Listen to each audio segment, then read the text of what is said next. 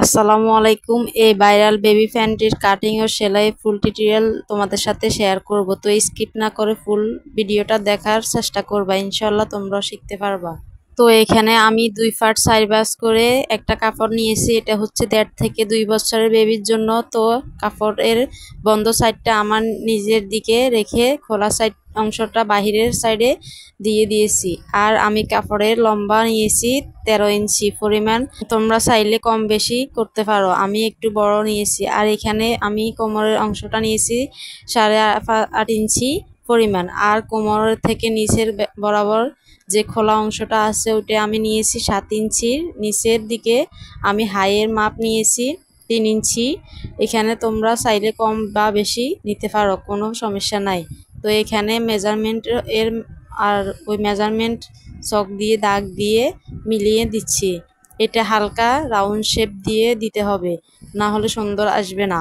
তো দেখতে পাচ্ছ আমার মেজারমেন্ট করা শেষ। এখন আমি মেজারমেন্ট অনুযায়ী কাটিং করে নিব। আর তোমাদেরকে বলবো, তোমরা যারা আমার ভিডিও দেখো, তোমরা যারা আমার পেজে ফলো করো নাই, তারা ফলো দিয়ে পাশে থেকো। আর আমার ইউটিউব চ্যানেল থেকে দেখে থাকলে ইউটিউবটা সাবস্ক্রাইব করে দিও। আর লাইক কমেন্ট শেয়ার করতে ভুলবা না কিন্তু। আর এখানে আমি সামনের পাট আলাদা করে তাল পাট কাটিং করে নিয়েছি, সেম যেভাবে আমার হাতা কাটিং করে থাকি। তো এখন আমার কাটিং করা শেষ হয়ে গেছে। এখন আমি সেলাই করার জন্য মেশিনে চলে যাচ্ছি। তো প্রথমে আমি যে 7 ইঞ্চি খোলা সাইডটা রাখছি ওইটা জয়েন্ট করে নিয়েছি 2টা সাইডে। তারপরে কোমরের উপরের আমি যেখানে এলাস্টিক লাগাবো এখানে আগে 2 সুতো পরিমাণ ভাঁজ করে সেলাই করে নিচ্ছি। আর এখানেও যেভাবে মুড়িয়ে নিচ্ছি সেমভাবে পায়ের সাইডেও 2 সুতো পরিমাণ মুড়িয়ে আগে সেলাই করে নিব। তো এখানে 2 সুতো পরিমাণ মুড়িয়ে নেওয়ার পর এলাস্টিকের জন্য ফাঁকা রেখে উপরে 2 সুতো পরিমাণ আমি সাপ সেলাই দিয়ে নিব। দেওয়ার জন্য বেবিদের প্যান্টটা দেখতে খুব সুন্দর লাগবে, ইউনিক লাগে। তো দেখতে পাচ্ছ পুরোটা ঘুরিয়ে ঘুরিয়ে সমান করে দৌড়ে সেলাই করতেছি। এই সেলাইটা করার সময় খেয়াল করবা, সেলাই করার সময় যেন পুরোটা সমান থাকে, কম বেশি না হয়ে যায়। এখন আমি কোমরের এলাস্টিক নিয়ে নিয়েছি 8 ইঞ্চি পরিমাণ, মানে ডাবল 16 ইঞ্চি পরিমাণ। আর আমি এখানে 2 সেট একসাথে জয়েন্ট নিব এলাস্টিকটা। তারপর আমি এই এলাস্টিকটা জয়েন্ট করে নিব।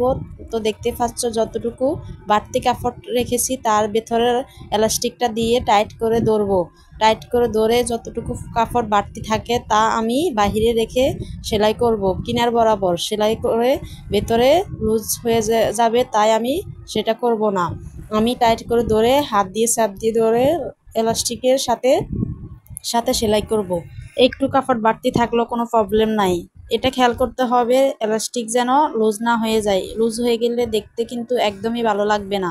এটা কিন্তু সবসময় যে কোনো এলাস্টিক লাগানোর জন্য করতে হয়। তারপর কিন্তু আমি এখানে মাঝ বরাবর টেনে কিন্তু সাপ সেলাই দিয়ে নিচ্ছি। সেলাইটা দিলে ফিনিশিংটা সুন্দর আসবে।